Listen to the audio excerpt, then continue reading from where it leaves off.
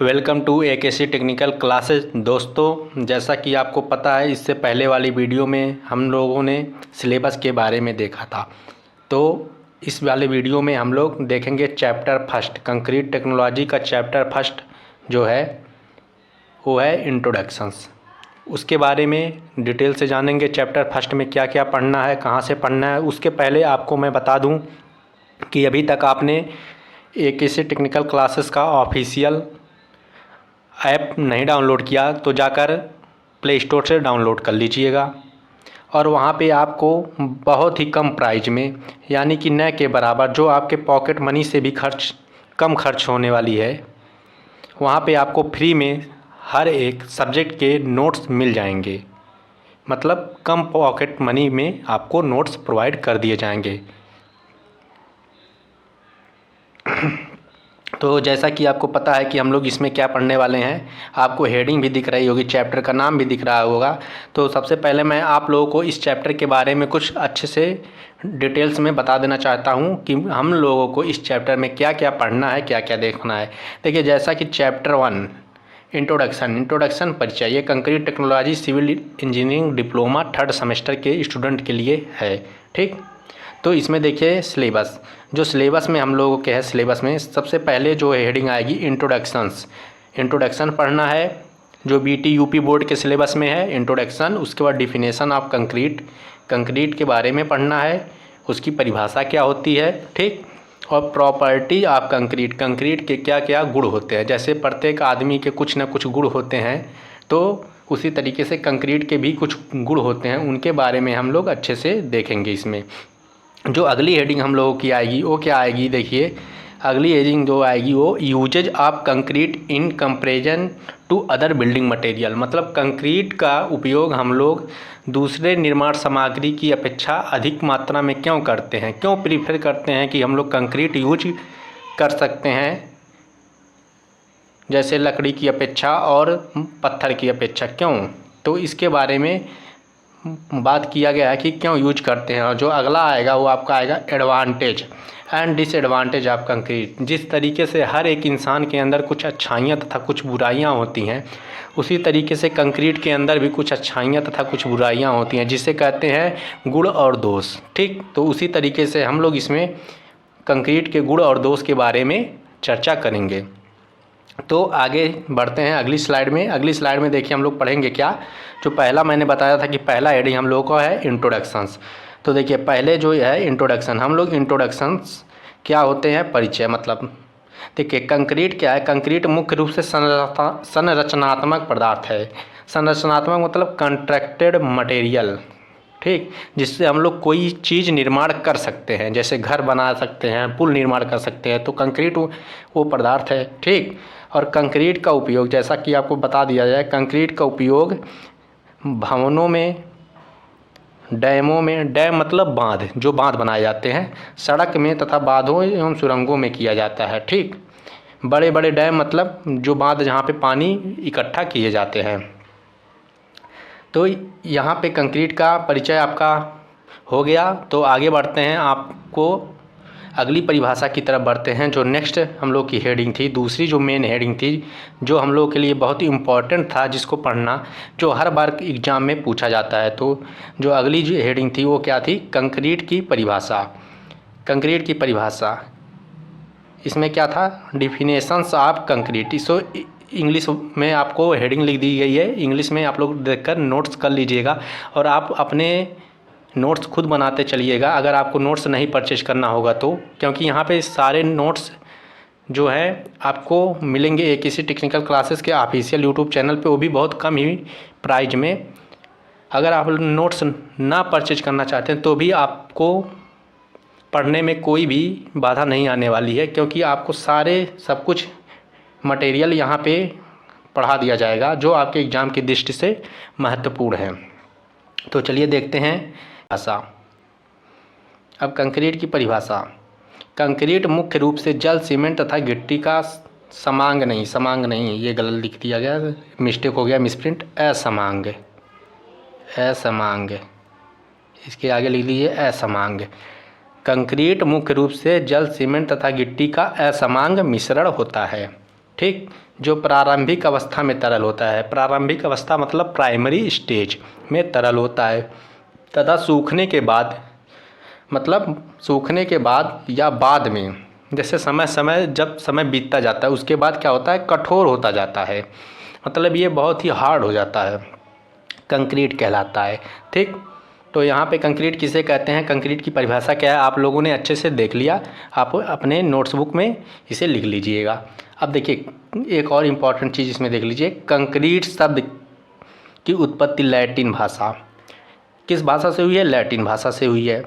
और ये किससे हुई है, कंक्रीटस से हुई है। स्पेलिंग देखिए, कंक्रीटस से हुई है, जिसका अर्थ होता है, मतलब कंक्रीट शब्द का ही अर्थ होता है सघन या घना। तो आपको यहाँ पे बता दिया गया कि कंक्रीट शब्द का क्या अर्थ होता है, सघन या घना होता है। ठीक, तो अगली स्लाइड पे बढ़ते हैं, आगे देखते हैं कि आगे हम लोग क्या पढ़ना है। आगे देखिए अगली हेडिंग जो है, प्रॉपर्टी ऑफ कंक्रीट, कंक्रीट के क्या क्या गुण होते हैं।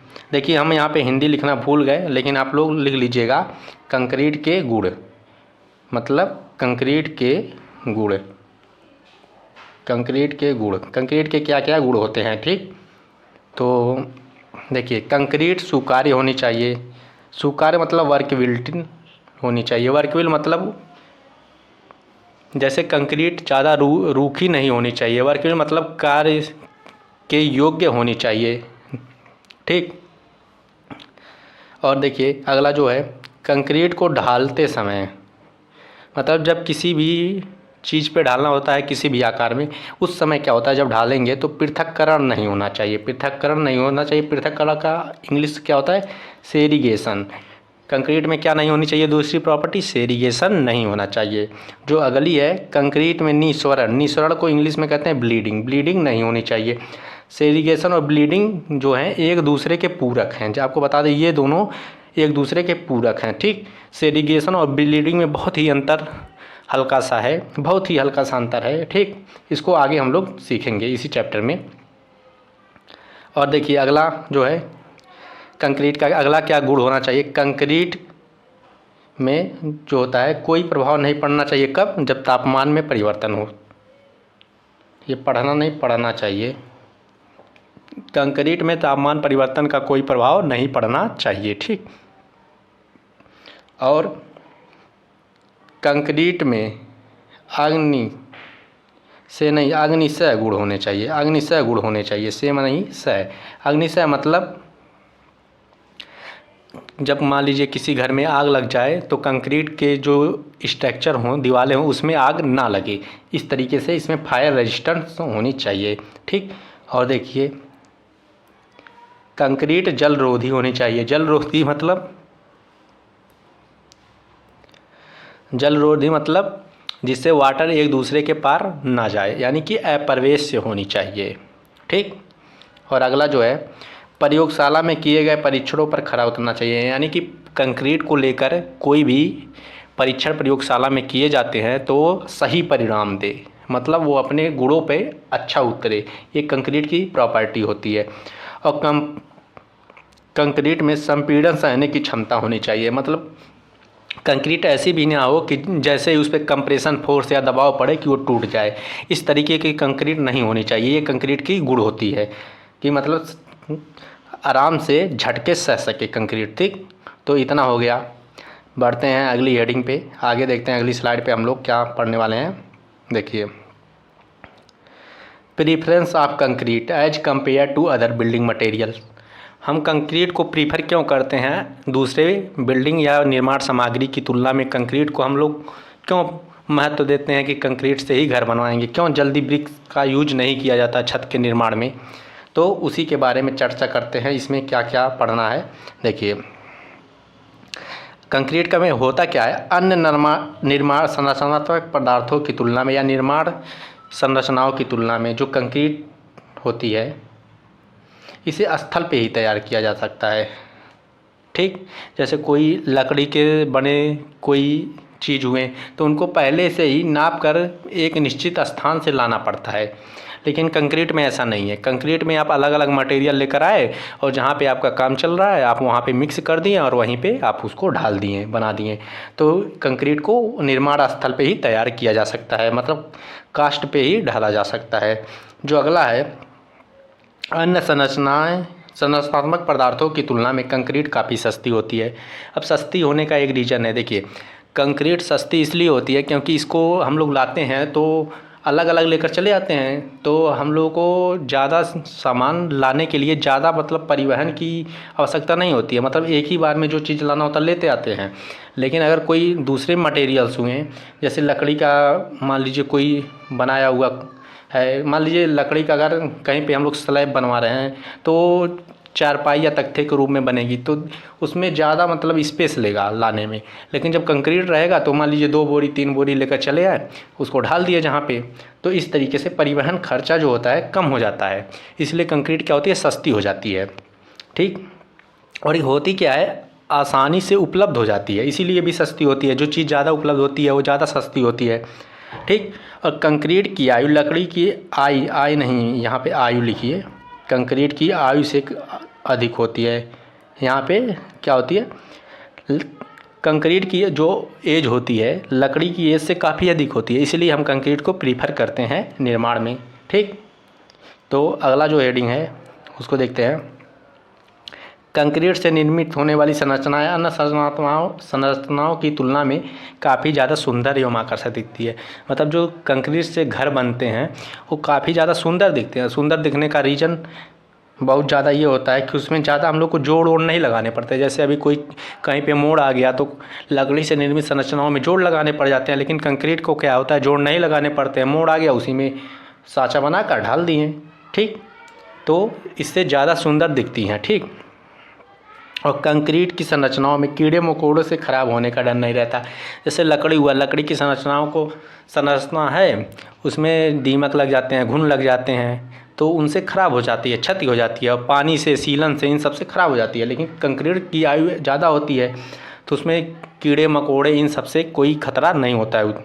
ठीक, और कंक्रीट की सामर्थ्य अन्य पदार्थों की तुलना में ज़्यादा होती है।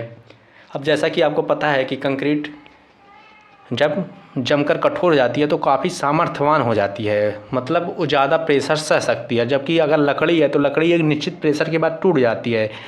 तो इससे ये होता है कि जो कंक्रीट है इससे इसके सामर्थ्य का पता चल जाता है। तो कंक्रीट की जो सामर्थ्य होती है उससे ज़्यादा हो जाती है, इसलिए कंक्रीट को भी प्रीफर करते हैं।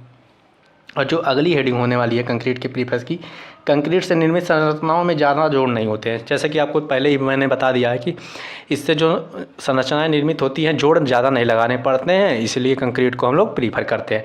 तो आपको इसमें देखिए कितने पढ़ने हैं, कि कितने पॉइंट, 1 2 3 4, 1 मिनट, 1 2 3 4 5 6 7, एक ऊपर चले गया 8, मतलब 7-8 पॉइंट आपको लिखने हैं। अब यही 7-8 पॉइंट आपके एग्ज़ाम में लिख कर आएंगे तो आपको पूरे 5 नंबर मिल जाएंगे। ठीक, इसको आप लोग अपनी नोटबुक में अच्छे से उतार लीजिएगा। चलते हैं अगले पे। अब देखिए, आदमी जिस तरीके से इंसान के गुण होते हैं उसी तरीके से कंक्रीट के गुण होते हैं। अब ये कंक्रीट के क्या गुण हैं इसके बारे में हम लोग इसमें डिस्कस करेंगे। ठीक, तो कंक्रीट की जो आयु होती है काफ़ी ज़्यादा होती है, जैसा कि आप सबको पता है। ठीक, आप लोगों ने देखा भी होगा जो कंक्रीट से निर्मित भवन हैं काफ़ी समय तक चलते हैं। जबकि अगर कोई ब्रिक्स से निर्मित यानी कि ईंट से निर्माण किया गया है वो ज़्यादा उसकी एज नहीं होती है, वो मतलब छोटे छोटे टुकड़ों के रूप में गिर जाता है एक समय के बाद, ज़्यादा एज नहीं चल पाता है कंक्रीट की तुलना में। तो एक मेन रीज़न ये हो गया कि एक गुण इसका ये हो गया। और जो अगला गुण होता है ये सस्ती होती है।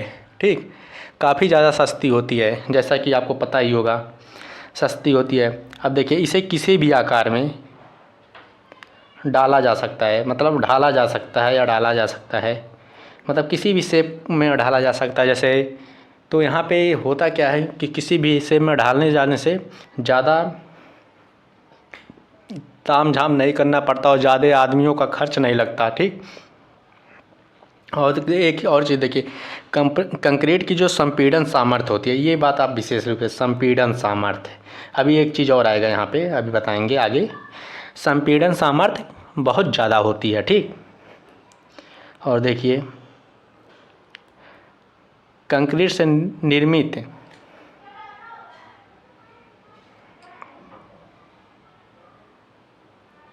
यहाँ पे देखिए एक गलत हो गया, कंक्रीट से निर्मित आकृति या संरचना की ज़्यादा देख रेख की आवश्यकता नहीं होती है, ठीक। कंक्रीट से निर्मित आकृति की ज़्यादा देख रेख की आवश्यकता नहीं होती है। अगला जो है, कंक्रीट की अग्नि प्रतिरोधक क्षमता काफ़ी ज़्यादा होती है, ठीक। ये आग सहने की क्षमता बहुत ज़्यादा होती है, कि ना कि लकड़ी की तरह आग लग गई और जलना शुरू हो गई और कुछ समय के बाद नष्ट हो गई, तो ये कंक्रीट में जल्दी नहीं होता है। अगर कंक्रीट में होता है तो ये बहुत ज़्यादा हाई टेम्परेचर पे होता है, जो संभव नहीं है, ठीक। और कंक्रीट की जलरोधी क्षमता भी अधिक होती है। जलरोधी मतलब वाटर प्रूफिंग, ठीक। आपको बता दें कंक्रीट और वाटर प्रूफिंग के लिए भी यूज किया जाता है, क्यों? क्योंकि इसकी जलरोधी जो क्षमता होती है काफ़ी ज़्यादा होती है। अब देखिए ये हो गया, अब इसके अवगुण। अवगुण क्या है, कंक्रीट में क्या क्या अवगुण होते हैं, अब इसके बारे में हम लोग इसमें डिस्कस करने वाले हैं, ठीक। जैसा आप सब लोगों को पता है, कंक्रीट की तनन सामर्थ्य काफ़ी ज़्यादा कम होती है। अभी मैंने आपको एक शब्द बताया था, संपीड़न सामर्थ्य, बोला था, याद रखिएगा, संपीड़न सामर्थ्य वहाँ पे घेरा था, वो इसके ऊपर वाले गुण में संपीड़न सामर्थ्य। अब बोला था कि अभी मैं एक चीज़ बताऊंगा, देखिए कंक्रीट की संपीड़न सामर्थ्य बहुत ज़्यादा होती है, लेकिन इसकी तनन सामर्थ्य कम होती है, बहुत कम होती है। जितना उसका ज़्यादा होती है, इसकी उतना कम होती है। मतलब क्या होती है, कंप्रेशन संपीड़न सामर्थ्य मतलब दबाना। जब कंक्रीट को दबाया जाता है तो ज़्यादा बल झेल सकती है, लेकिन खींचेंगे मतलब टाइट करेंगे तो टूट जाती है। ये इसकी एक प्रॉपर्टी होती है, ये इसके अवगुण हैं, ठीक। और देखिए कंक्रीट के ऊपर तापमान का प्रभाव पड़ता है। मतलब कंक्रीट में क्या होता है कि हल्का सा सर्दियों में या उसमें मैग्नीशियम डाइऑक्साइड रहता है और कैल्शियम डाइऑक्साइड, तो इस क्रिया करते हैं तो उसके आकार में थोड़ा सा परिवर्तन होता है, ठीक। तो ये कंक्रीट के एक मेन अवगुण हो गया, ठीक। जो अगला है, ये देखिए, कंक्रीट से निर्मित संरचनाओं की मरम्मत के लिए कुशल मजदूर की आवश्यकता होती है, ठीक। ये हो गया कि मतलब हमको एक कुशल मजदूर चाहिए, ऐसा नहीं है कि अगर कोई कम कुशल मजदूर है तो भी कर ले, नहीं, ये इसमें नहीं होता है। और देखिए कंक्रीट से निर्मित संरचनाओं में क्रीप तथा फटीग जैसे दोष उत्पन्न होते हैं। क्रीप क्या होता है, मतलब दरारें पड़ना। मतलब क्रीप और फटीग ये दो टर्म है जो आपको आगे वाले चैप्टर में विस्तार से पढ़ाया जाएगा। क्रीप क्या होते हैं, फटीग क्या होते हैं, इस पर आता है क्वेश्चन, आता है क्रीप को परिभाषित कीजिए तथा फटीग को, या इस पर टिप्पणी लिखने के लिए आता है, ठीक। तो इसको आगे चैप्टर में पढ़ाया जाएगा। आगे देखिए, समय के साथ साथ इनका क्षरण होता है। आप लोगों ने जल्दी देखा होगा कि कंक्रीट में कभी कभी मतलब ढेलों के रूप में क्षरण होने लगता है, ठीक। तो ये होता है। और अगला देखिए, कंक्रीट में उत्पन्न दोष को दूर करने के लिए काफ़ी मशक्क़त करनी पड़ती है। अगर कंक्रीट से निर्मित कोई संरचना है, कोई दोष उत्पन्न हो गई, तो उसे दूर करने के लिए काफ़ी ज़्यादा हम लोग को परेशानी सहनी पड़ती है। तो ये सब कंक्रीट के जो हैं दोष हैं, ठीक। आपको बता दें, अभी तक आपने